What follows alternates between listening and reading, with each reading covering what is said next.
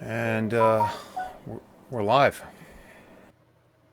Hello and welcome everyone to the Two Old Pucks Hockey Chat with Scott and Chris. And apologize for the late start. We know we're going to try to adhere to a regular schedule of every Wednesday and Sunday evening, 9 p.m. EST. And of course, some technical glitches got us on a few minutes late. So I think they were on Scotty's end. Blame him. Could be. Although all the technology's sitting there in your basement, so I'd say that's definitely all on you. It's very possible, sir. So, as I think we're getting dialed in here, what is on the agenda? What do we have on the docket? Well, we've got some injury news. Mm-hmm. We've got some suspensions. We've got Maple Leafs. We can talk a little Maple Leafs. Right. I do want to say that I was right with regards to that first win after Mike Babcock got fired. You were right on that one. The same way I was right that the Islanders would kick the Penguins' butt in overtime. I mean, there was that, but you were pretty right on there with the no, they're not going to win, and I really wanted to point out that yeah they did, they were. All right, sir. Very good. One thing I know we wanted to talk about some injuries, and do you have something specific you were dialed into? Because I definitely wanted to go kind of pick your brain on and discuss some thoughts on injuries, not just injuries that happened, a guy skating in practice, but injuries due to the result of contact with an opposing player. So, what do you have in mind right now? Well, there's a couple different ways of looking at this. So the one that the most recent one is Victor Arvidsson of the Nashville Predators getting cross-checked by Robert Bortuzzo. Yeah. That right now they're saying he's going to be out 4 to 6 weeks. Yep. It's funny. These guys. So Bortuzzo's going to. He's a player safety hearing. He's been suspended, I believe, 4 games, and Right.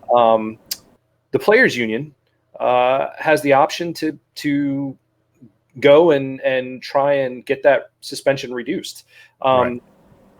The thing is, they're all part of the players' union. So Arvidsson's part of the players' union, Bortuzzo's part of the players' union. So it's always interesting to me whenever these situations happen that the players' union, is really looking out for the injured player, but then at the same time, will go and defend the guy who caused the injury.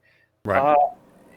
I'm always thinking of a union and solidarity and working together and, really trying to, make whatever the organization is better. And yet this just always seemed crazy to me. And the other thing is too, knowing that you are in a union and you're on opposing teams, but why, when you probably have to work with that guy at some point, maybe it's the next collective bargaining agreement or something like that, you're going to have to look at the guy. Right. How would you go out of your way to just really knock him out? It's just it's interesting to me. But anyway, big hit for Nashville losing Arvidsson for 4 to 6 weeks. Just a big injury, and just crazy. Yeah, I think what I wanted to chat about was sort of something that's always been on my mind since it was kind of floated as an idea, as far as punishment for the person who hits. If it's deemed a bad hit, right, after review by the NHL, if the hit that put out a player, which resulted in an injury, right, and a player is out for whatever it might be, 3 weeks, 4 weeks, whatever, and they review it and say the person that hit this guy and injured this guy, that was an illegal hit. It was a bad hit, right? I think it was floated at one point that the person who initiated the hit should be out as long as the injury is for. So if a guy checks a guy and the guy breaks his leg and he's out 4 to 6 weeks, then the guy who hit him should be out 4 to 6 weeks, right? You know, there's something that's still missing to me. I don't know if that's the answer, but it seems like there should be an answer that's a little bit more maybe in between the few games suspension and the couple months that the injured player is out for. It just doesn't seem right that someone just because they're stupid, and I'll use the word stupid, who chooses who flips that switch to go from smart to, thinking they're a cocky sob, and they clock a guy because, hey, why not? They think they're a tough guy. They put him out. They know what they're doing, and there are those premeditated hits that exist in the game, right? They knock a guy out for 2 months. They get a 2-game suspension. How is that fair? I mean, I think there's definitely a discussion to be had there, and I think there's it's definitely not right that someone is out for 2 games. These are guys. These are professionals. As we spoke about it last time, this is a business. People are protecting their investments. These are or company and business assets, right? And if someone's gonna act like a clown, you got to treat them like a clown. Yeah, everybody has a role. And there are instances where guys make mistakes, and it happens. But to your point, the NHL, just like any sport, has to rein stuff in. Certainly when suspensions are handed down, the injuries are taken into account. I'm kind of on the fence with that. Because on the one hand, I think if you're going to suspend somebody for a cross check or a hit to the head, I think you just hand it out.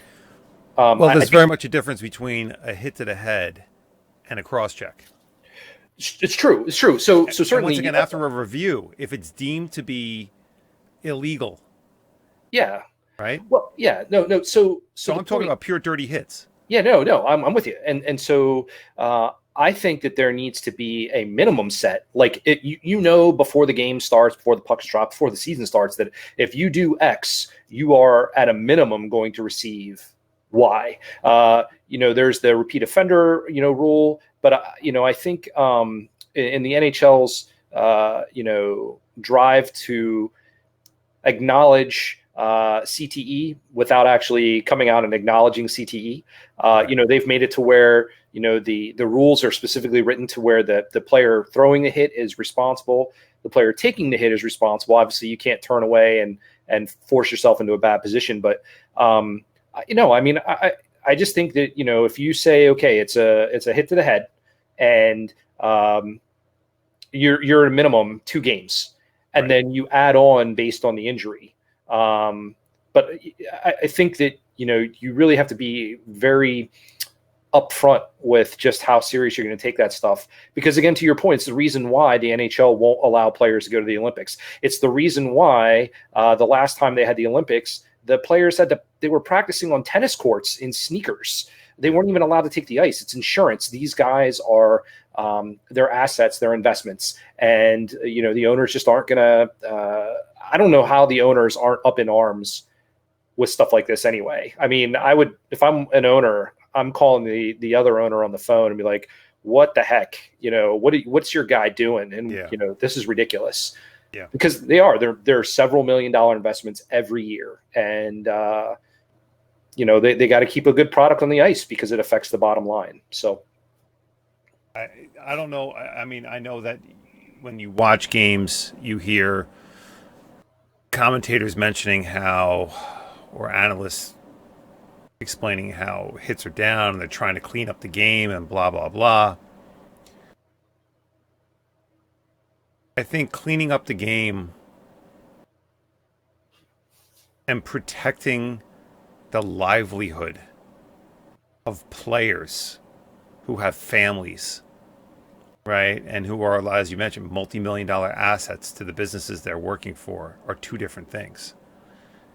It's okay for a scrum to occur here and there and guys to swing, But for the pure dirty hits, there has to be another level of penalty here, something we haven't seen, and it's I don't know. I think it's hey,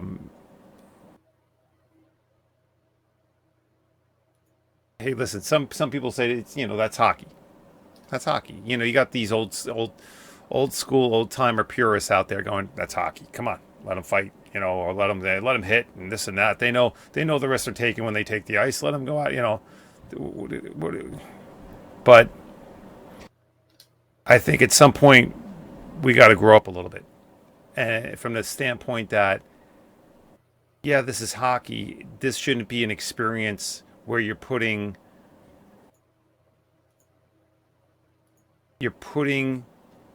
your entire life at risk, in the sense that that there's the possibility of some knucklehead willing to take a cheap shot at you that could you know crack a rib, and you'll never be able to play sports again for the rest of your life. I mean, is that old time hockey? Is that like, okay, let the boys be boys type of play? Is that the mentality that some of these purists have in trying to keep the physicality in the game? Yeah, but he knew what he was getting into, and you know what? He may not be able to walk again or use his left leg, but hey, hockey's hockey.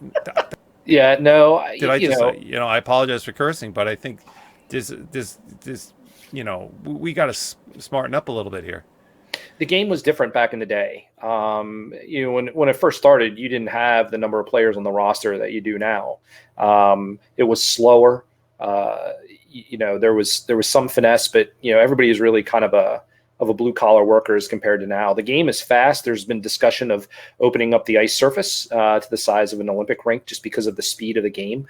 Because when guys get going and everybody's fast now and they hit, it's big. I mean, it hurts. And reaction times for the players, I mean, they really have to keep their head on a swivel. So, I mean, these guys are athletes at the end of the day. They all sign on the dotted line, and I'm with you. As a fan of the sport, I want to keep the game good by keeping the best players on the ice. And certainly, I don't want anybody on the team who's going to, put other players in jeopardy. And it's interesting too. So the instigator rule was put in place to stop basically third man in, right? So, and it used to be, and this is what purists really want. Purists want punishment doled out on the ice. And what I mean by that is that they want, if you go after one of our stars, we're coming after one of yours. And that should be a deterrent.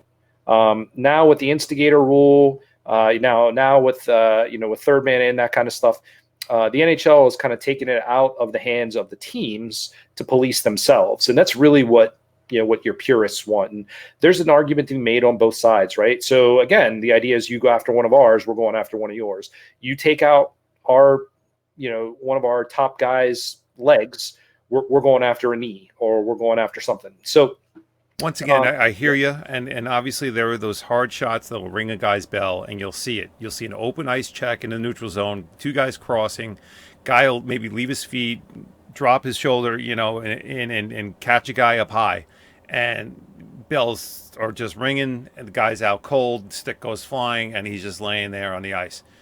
Trainer comes over, after a minute, he comes to, he skates off under his own steam, and it's fine. And then the other team will go after this. But,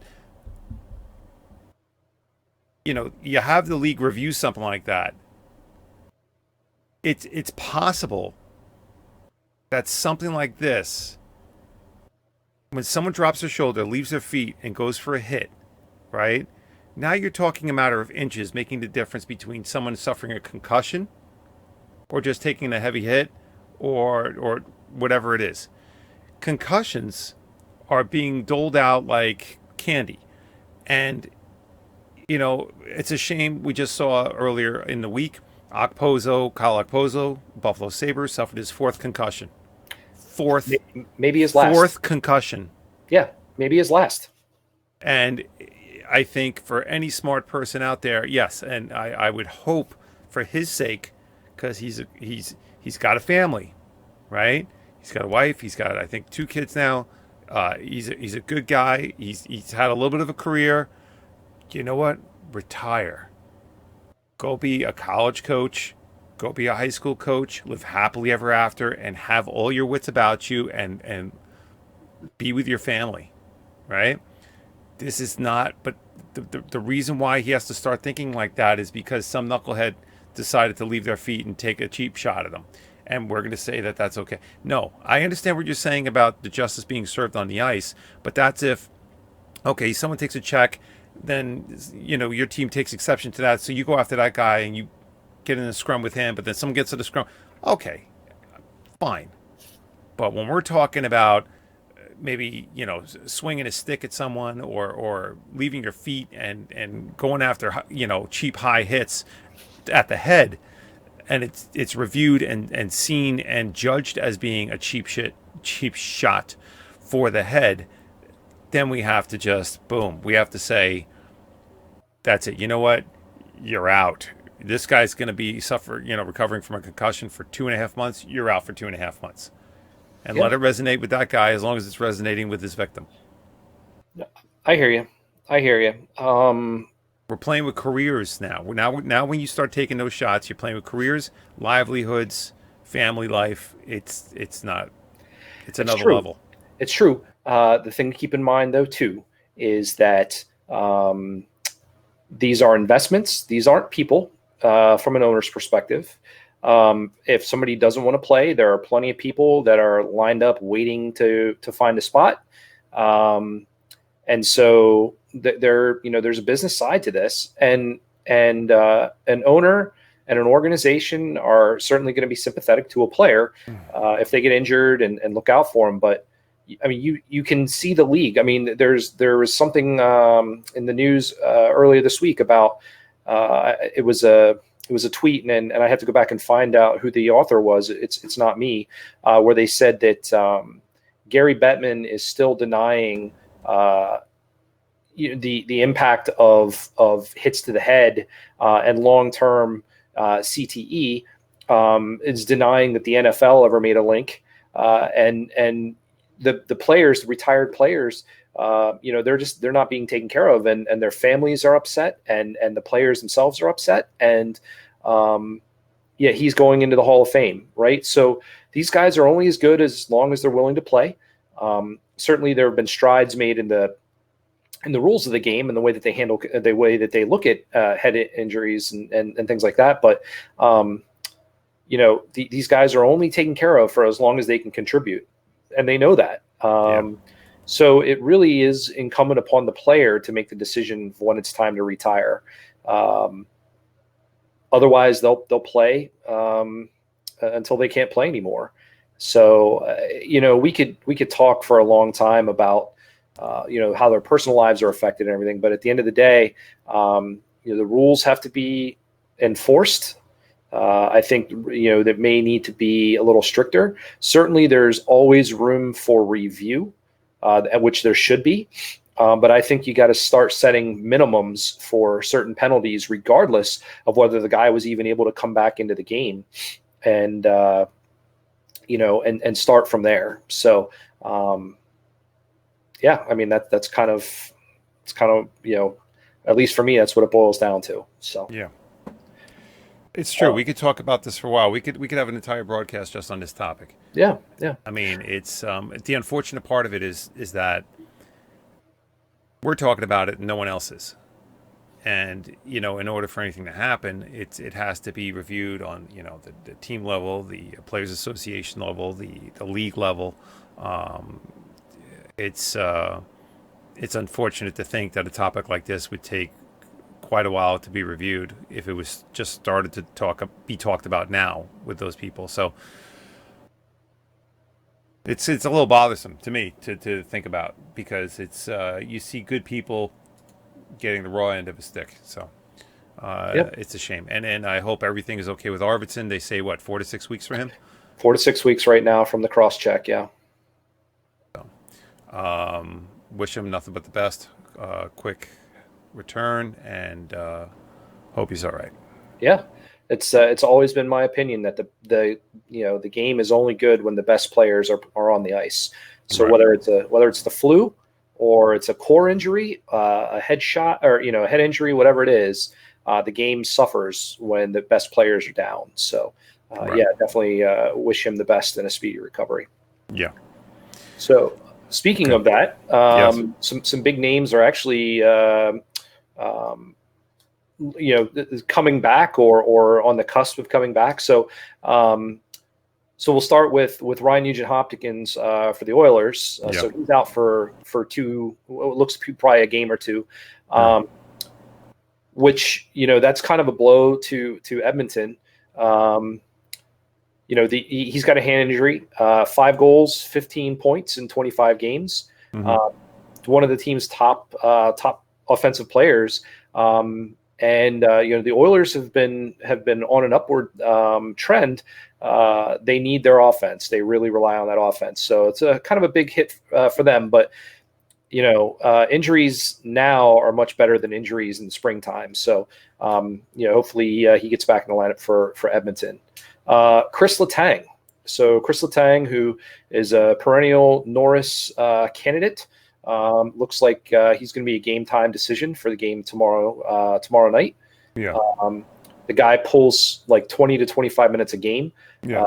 He's got 12 points on the season, and that's going to be a big boost for Pittsburgh, who right now is without Sidney Crosby, Justin Schultz, who stepped in as their number one defenseman. He's out as well. And so that'll be good to get Letang back on the ice for Pittsburgh, as well as for the game itself. Again, one of those elite defensemen that you want to see back on the ice. And then Calgary has been just all over the map this season, and they're going to get TJ Brody. Looks like he's going to be back in the lineup on Monday as well. So that'll be big. The Flames just got rid of their 6-game losing streak yesterday against who else? Philadelphia Flyers, the team. I mean, I think every time we talk about how bad the Flyers are. So yeah, good for them. I think the Flyers are definitely a team that opponents are just salivating over facing, because they're just it's almost a sure thing for a win. So Right. So yeah, so getting some big names back in the lineup is good. It's good to hear. Yeah.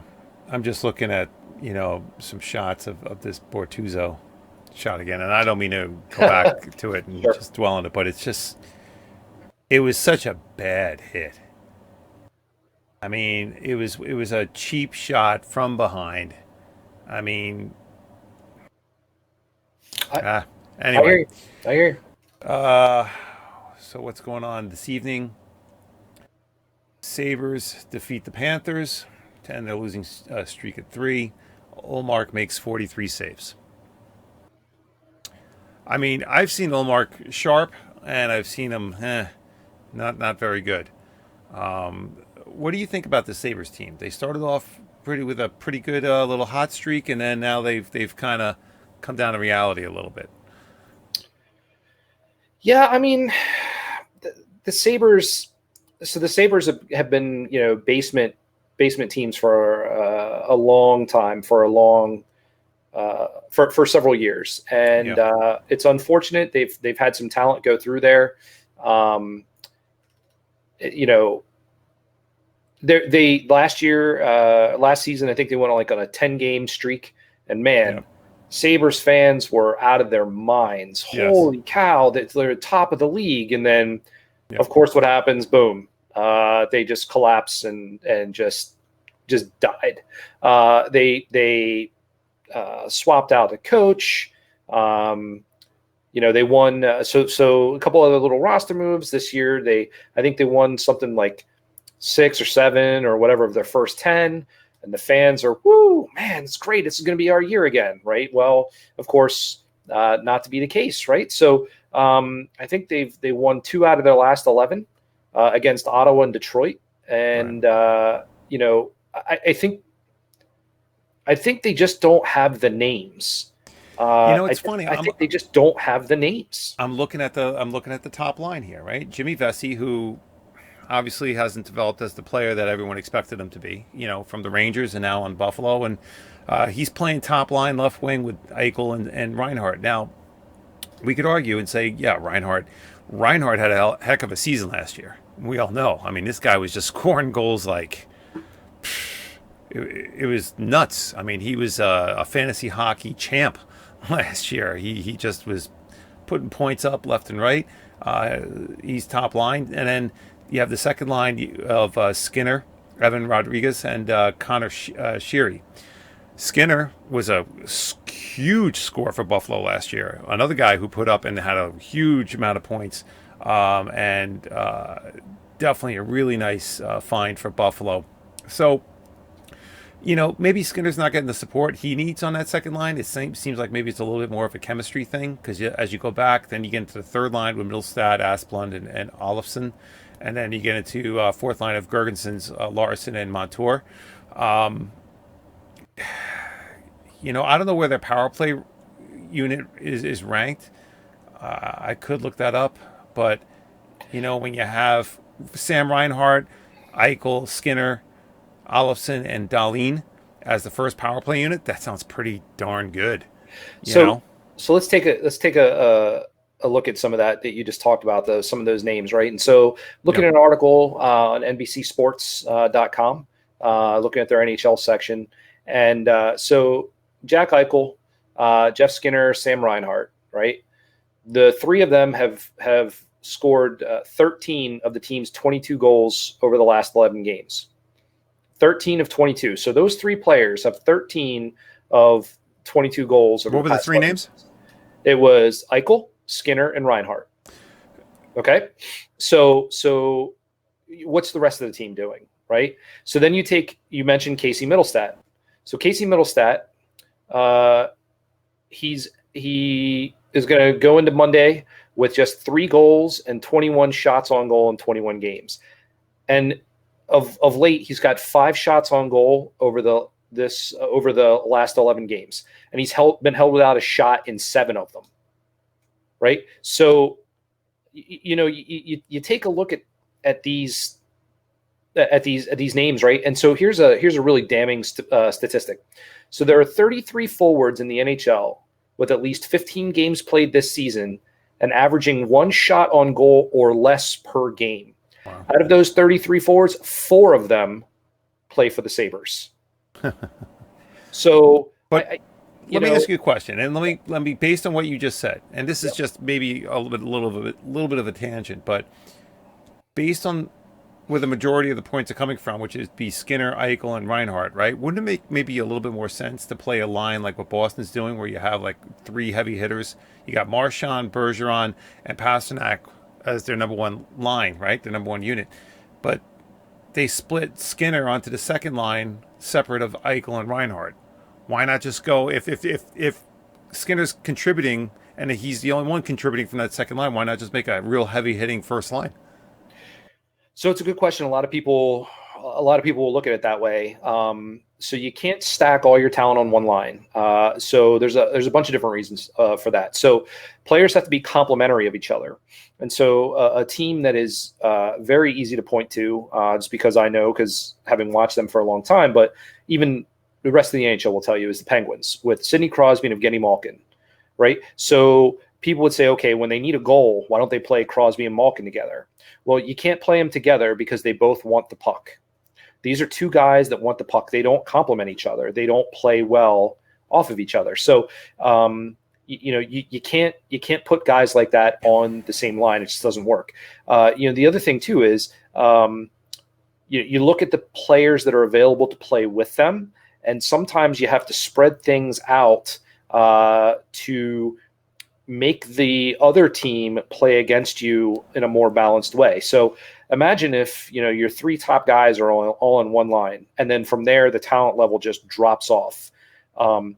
You are going to see the number 1 shutdown defense against the first line every time. And then you're going to probably see, the top forwards or the top shutdown forwards. You're going to see that whether there's 2 guys good together or three guys good together. But the point is that now you have no offensive threats anywhere else, and you give the other team a chance to match up against you every time, and it's every time they're on the ice. So you gotta spread that out. You also take a look at what positions they play, the hand, what hand they shoot. I mean, there's a bunch of different reasons why you don't do it as a matter of practice. I agree with that. I agree with everything you just said. But obviously, it's not working because based on the stats, Skinner's still putting up most of the, he's a contributor toward leading the team in points, right? And he's on the second line with really, I mean, I don't know where Rodriguez or Sheary rank as far as on the team's points, but he's by himself, basically. Well, there just may not be room on the top line. The third and fourth ranked points leaders in the entire NHL are two of the top two guys from the same top line on Boston, Marchand and Pasternak. Sure, but Boston has talent sprinkled through the rest of their lineup, right?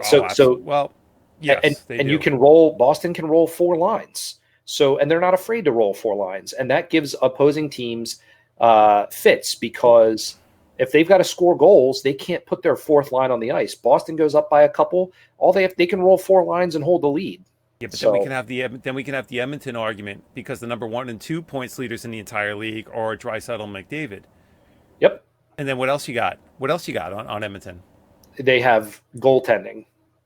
And really, and for the Sabres, that's kind of been where it's at, right? I mean, for them, they win when they get outstanding goaltending and their goalie bails them out. So, it's all about the system that you play. It's all about the players you have.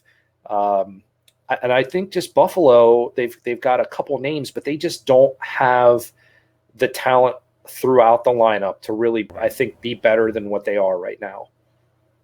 Yeah. Yeah. All right. Get me all worked up. Well, yeah. What else we got? So by the way, I'm sorry, yep. Really quick. For anyone who's on Periscope, obviously any questions, feel free to throw them out there. We'll address them happily, and or just say hi and let us know where you're saying hi from, what part of the world you're at. All right, Scotty, I'm sorry. Good plug. No, it's good. So the Maple Leafs, they got rid of Babcock. They played their first game in the post Mike Babcock era this past Thursday, and wouldn't you know it, they won. So Frederik Andersen almost had a shutout, 17 seconds left, but their new head coach came in and they won.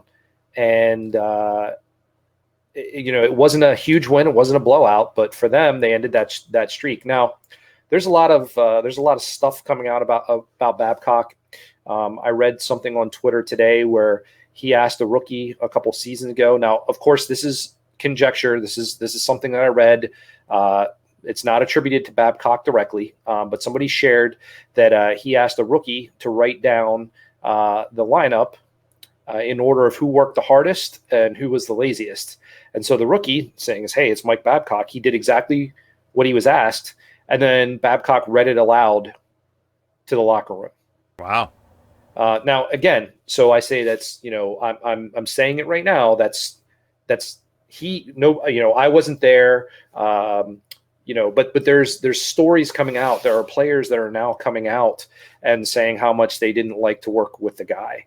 Right. So I'm going to see if I can do a little bit more research and maybe gather some of those things up for Wednesday's broadcast. But, it's just you find out when the guy leaves, people start coming out of the woodwork, and you find out that, maybe it wasn't wasn't as great as what you thought. And maybe the guy wasn't as good a coach as you thought. So, I hope to have a little bit more information on that. But, the story is, though, you got outstanding goaltending from Frederik Andersen, which is to be expected almost every game. Toronto is in a bad position because they can't find him a reliable backup. And if they have any chance of making a run for the postseason, he's going to be burnt out by the time they get there. Right. He's just going to be burnt out. So, but good for them. They broke the streak. It really doesn't matter what happens from now on. Keith's got the new coach has an opportunity to put his system in place, earn the trust of the players, maybe have some call ups from Toronto, and so we'll see what happens. We'll see what happens and where they go. It's interesting to see how an organization and ownership deals with a transition like this from one team to the next. Because some owners go into this thinking like it's a little bit more of a show as far as like whose name carries the most clout, and do they really want their team led by somebody who doesn't have the name? And then other owners are like, you know what, this guy's getting the job done. I'm going to support this guy a billion percent. So I'm curious what Dumas is going to do here, and if this coach has a good remaining part of the season and a winning percentage, and he can kind of turn things around and put them in the right direction where the team is actually showing the effort that they're expected to be showing, and you see the effort and then the results are there's a significant improvement. What do you do as an ownership? What do you do? You extend him. Well, you probably want to extend him, give an opportunity to maybe carry over one more year, improve himself. Give him a short term, give him a 1 year deal, let him see what he can do, and then go from there. What are your thoughts on that? Well, I think right now he's auditioning for that job. Exactly. But I think he's going to be given a lot of leeway. He's got to undo some things maybe in the locker room, but this is Dubas' guy, right? Like, this is not Mike Babcock, who basically had more power than the GM based on just his name. But I think that the coach, it's really, you make a decision. Do you have the roster, the personnel to make a run? Do you have the roster, the personnel to just be competitive? Or are you going to, use this as a teaching moment or a teaching season? So nobody wants to throw in the towel this early, and certainly I don't think that's going to happen. But I think he's going to get a pass, provided that the team starts playing better, provided that the team comes together, plays a system, plays consistently. They could lose, but they can play consistently. Yeah. And really, that's what you're looking for. The other thing too is this team has got to play better if the GM is going to have any chance of finding cap relief, because nobody wants to trade for a guy who's not producing and is getting paid a ridiculous amount of money. Yeah. So we might see them, depending upon how the season goes, we might see them as sellers at the trade deadline. Certainly, they're in. They're not. If the Stanley Cup playoffs started tomorrow, they wouldn't be in. I believe there's a bunch of teams behind them that have games in hand. I mean, it's just not a good situation for them to be in. So, really, there's no other way to go but up from here. Yeah. But Keith comes in with a good resume. He's a winner at the AHL level. He comes in if he can compete and get the team going, earn their trust, get them motivated. Then Toronto still might do something. St. Louis. I just throw it out there. St. Louis from last year. Yeah. Yeah. Sir, what else you got? I think it's still, for as long as it continues, I think it's probably okay to continue to talk about the Islanders' point streak. Huh. I mean, it's a good story. It's a feel-good story when you have a team that's able to just keep it going. And I know, you talk about the streak, but it's definitely, it's not something that should be overlooked. I think anytime that you have a team that can do what they're doing, I think you gotta recognize it. I'll reiterate the fact that I think the coaching is really pulling them through this, from the fact that they're making sure the players aren't thinking or talking about the streak, because they're pushing themselves and making corrections in game, and you could see those adjustments at the beginning of each period. where they just got to talk. They were just talked to in the locker room, and they were just things were pointed out and adjustments were made, and they're reacting, they're responding to the leadership, they're responding to the coaching. The game the other night against San Jose. Oh my! I mean, that was a game where so many wacky things going on, where sticks were breaking and snapping and whiffing on passes and weird stuff. It was a really weird game where the Islanders had so many opportunities, and I'll tell you this: Martin Jones was the star of that San Jose team. Once again, I mean, it seems like these goalies are getting up for the challenge against the Islanders. I mean, they see the Islanders come in and they're like, you know what? I'm pumped for this one. I'm going to stop these guys, and I'm the guy who's going to ruin their little streak. It's almost like people are getting fired up for this opportunity against the Islanders. Martin Jones was unreal. And the Islanders had so many opportunities, and they did have some good, solid opportunities, and Jones was just there to pull them out. The Islanders had 6 power plays in the game. San Jose, best in the league on penalty kill. So, kudos to San Jose, and they did just enough here and there to just keep the score at 1-1 right through the third, because both teams scored in the second. The game goes to OT, where you always think the advantage is going to go to the Islanders just due to the speed, right? I mean, they always start off with someone like maybe, I don't know, Nelson, Pellick, and like Bouvillier, and then as soon as they can, they just give Barzal that extra little 30 seconds of rest, and then they rotate, and he's the one player of the 3 goes off, and Barzal's the next guy to come in, and then he just starts whipping around. He was a little fancy the other night, maybe a little bit more fancy than he needed to be. He turned over the puck a couple times in trying to outthink himself. But hey, let me interrupt. Welcome college football. Thanks for tuning in. So go ahead. But it was unfortunate that that it just San Jose capitalized on the few opportunities that they had, and that was it. 2-1 overtime. Islanders walk away with the point. That's all I care about, is that they're getting points, especially on a road trip on the West Coast. 1 point is a celebration, right? So I'll take it, and I'll run. Yeah, I mean, you bank them now. And you don't have to get them in the spring. And that's really what it boils down to. This stuff is, these points, these overtime losses, I hate them. I think it's a win or a lose. I think somebody should collect it all. But at the end of the day, this is the game that's out there. They got to go with, they got to play within the rules, and you bank these points because next spring you're going to have teams that their Stanley Cup playoffs start in February or March, and they have to go on these huge runs. Yeah. They're going to be amped up. And, for a team like the Islanders or the Capitals, those teams are going to be able to, I don't want to say coast, but they're not going to have to play with as much desperation. They're going to be in. And that's what's important. Some other things about that game too against San Jose.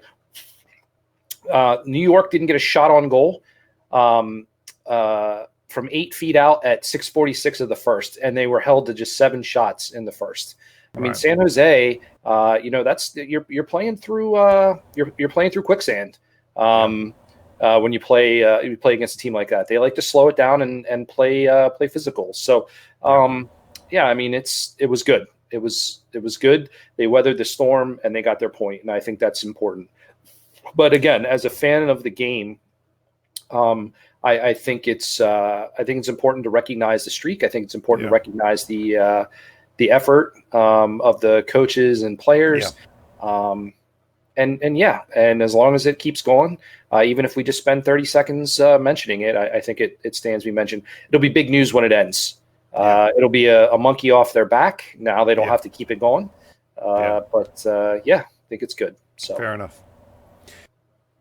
Looking at the schedule for today's Sunday the 24th of November. Tomorrow's the 25th. And we have some games on the schedule. We have the Sabres and the Lightning. Lightning are going to take that one easily. Easily, you say. Easily. Both teams have 11 wins, but you say easily to the Lightning. Lightning are going to take it. Yeah. I think the Sabres might be a little pumped up off their win. So are the fans, but being pumped up doesn't put pucks in the net. But it did for Toronto. It's funny. You just countered your own mentality there about why Toronto was going to bounce back. Different scenario, different up. situation. Okay. I'll go with, just for kicks, I'm going to go with the Sabres on that. Wild and the Rangers. I think the Rangers are going to squeak one out. Jeez. I'll go with the Rangers. Although I shouldn't. Yeah, all the Islander fans, cover your ears, all right? I'm going to pick the Rangers over the Wild, all right, on that one. Okay, Canucks Flyers. So the Minnesota is 5-2-3 in their last 10, right? Going back to that one, and the Rangers are 5-4-1. So it's a pretty, we joke, but I mean they're pretty evenly matched. I know, that's why I'm going with the Rangers. All right, so let's go on to the next one. What's the next one we got? Next one is Canucks and Flyers. Oh, Canucks. I mean, if Philadelphia is the team that everybody's going to win. Everybody's going to beat. Once again, though, Canucks just have one win more. They have 12 wins, and the Flyers have 11. Yeah. No, yeah. I'm going with Canucks also, though. I think the Canucks are a pretty solid team. I mean, the Canucks are, they've got a 2-game winning streak going on. If you really call 2 games as a winning streak. Yeah, I mean, okay. Next. Flames, Penguins. So Letang comes back. I think that gives them some solidarity on the back end. But Pittsburgh's just not scoring goals. Tristan Jarry played on Friday, picked up a win. I think if he's in the net, I think that gives him a better chance. Matt Murray, people will say, oh, he stands on his head. Yeah, well, he stands on his head for 57 minutes, and he lets in squeaky goals. And if you take a look at the number of times Pittsburgh has had 1-goal games or gone to overtime, Murray has been front and center of those things. His November has just been horrible. Pittsburgh has to score 4 goals to win a game with him between the pipes. Now, I think Calgary, they're 3-6-1 in their last 10, should be a team that they can beat, but you never know. They've got a -15 goal differential as well, so should be a win for Pittsburgh. I'm going to say Pittsburgh, but anything's possible there. Yeah, I think I agree with you on that one. I'm leaning in thinking that Pittsburgh's going to take that one. Yep. Senators, Blue Jackets. So this is an interesting one. So the Senators have won 3 in a row. Mm-hmm. They're 7-3-0 in their last 10. Mm-hmm. They're actually only a -6 goal differential. Columbus, on the other hand, is 4-4-2. They lost their last game. They're at a -15. So clearly there's some stuff going on in the back end. But, the interesting thing is that Ottawa not interesting. So Ottawa's put more goals in the net than Columbus. That's just what it boils down to. Their goals against, Ottawa's at 71, Columbus is 73. So, that game really could go either way. I'm going to go with Columbus just because I think Ottawa's a dumpster fire. And I would bet against them playing a Pee-wee team, to be honest with you. I'm waiting for you to call them, I don't know. I'm not even going to say it. Yeah, that's all right. Tell us what you really think. Dumpster Next, fire. Yeah. Blues Predators. So St. Louis, I mean, they're still cream of the crop. 6-2-2 in their last 10. They got a +6 goal differential. Nashville, obviously huge loss with Victor Arvidsson. Yeah. They're 2-6-2 in their last 10. Yeah. They still have a +2 goal differential. Yeah. So I think I mean, Nashville's coming off a win, but I think that loss of Victor Arvidsson and the rematch, really, I think Nashville is going to want some revenge. I think they're going to be hungrier for it, and I think they're going to come out and they're going to beat St. Louis. I'm going to take the Blues. Okay. Golden Knights and the Stars. So another interesting matchup here. Dallas is 9-0-1 in their last 10. Mm-hmm. They've Jordy Ben. I mean, they've just got big names doing big things in Dallas. They're getting the goaltending. The +11 goal differential. I mean, they've won 6 in a row. Yeah. They're rolling. They're confident. They're feeling it. Yeah. I mean, they're really, I think, the team to beat in the West right now. Vegas, Marc-Andre Fleury, despite his save of the year with that ridiculous glove save the other day, he can't play every game. They've got to step it up. They're 3-5-2 in their last 10.